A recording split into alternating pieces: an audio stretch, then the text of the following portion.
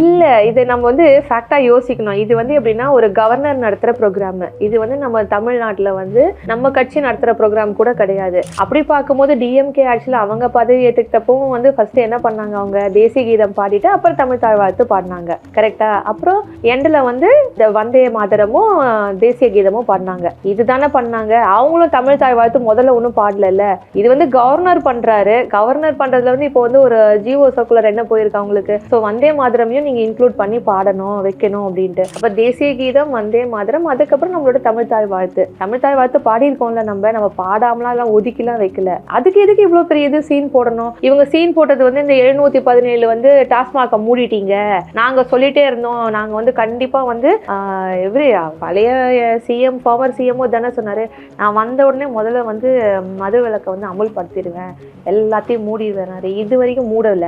அதை பத்தி பேசுறதுக்கு ஒருத்தரும் கிடையாது. இப்ப நம்ம ஆள் வந்தாரு, அழகா 717 வந்து அப்படியே மூடுங்கன்னு மூடினாரு. அடுத்ததுக்கெல்லாம் அடுத்த ஸ்ட்ராட்டஜியை வச்சிருப்பாங்க, அடுத்தது எப்படி கொண்டு போகணும்ட்டு. அதை விட்டுட்டு சும்மா வந்து தமிழ் தாய் வார்த்தை புடிச்சிட்டு தொங்குறாங்க. நல்லா பேசுறாங்க இவங்க.